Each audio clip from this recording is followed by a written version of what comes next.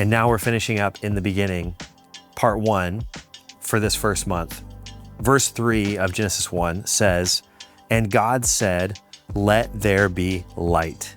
And there was light. And God saw that the light was good, and God separated the light from the darkness." So now we're at the point of the creation story where God is starting to actually make things. And the first thing that he creates is light.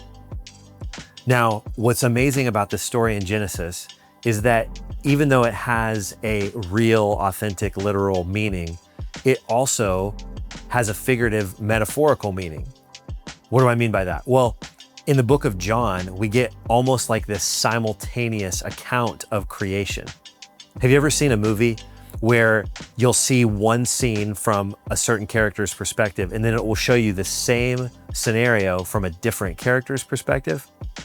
Well, that's what's happening here, is we get this one account of creation, but then when we read in John chapter 1, we find another account from like a different angle, if you will, telling us the same story.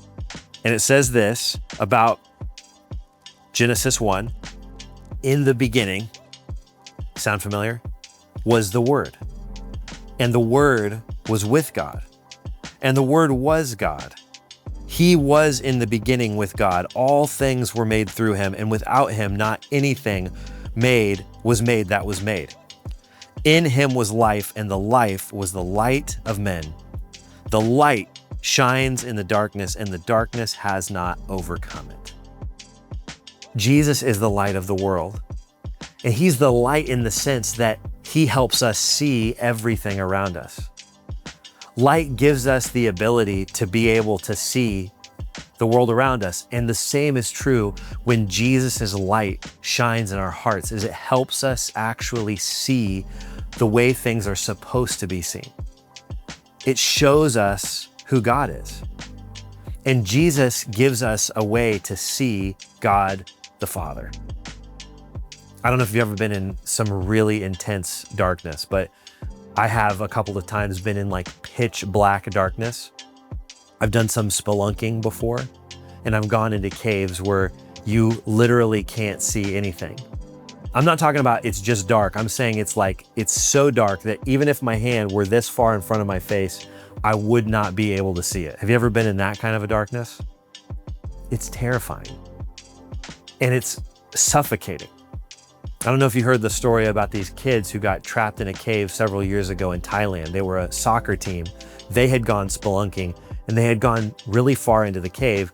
And then there was this water that started to rise in the cave and trapped them in this really hard to get to place in the cave.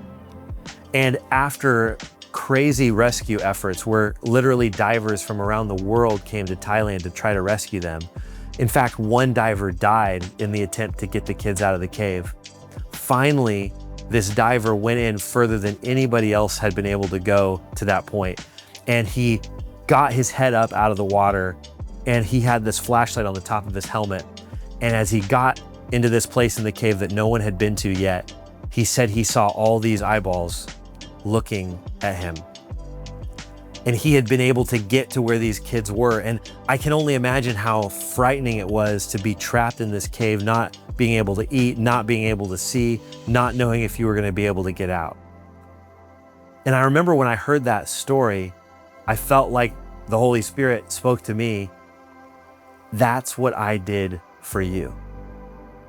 Is Jesus came into the darkness and he rescued us and brought us out into the light. He is the light of the world, and he wants to bring you from a place of darkness into a place of light.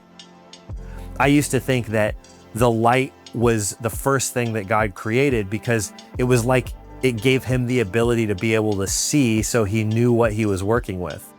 And that's what you and I would do if we were working on a project, is we would turn the light on and then we could see our materials and know what we had to create with.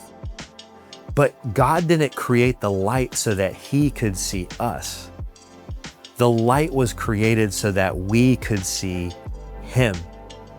Matthew Henry, an old Christian commentator and scholar, he said that the first of all visible beings which God created was light, not that by it he himself might see to work, for the darkness and the light are both alike to him, but that by it we might see his works and glory in them, and might work our works while it is day. Jesus is the light of the world, and his light can come into our darkness. And maybe you feel like today you're in some darkness, and it's hard for you to really see clearly and understand what's happening around you.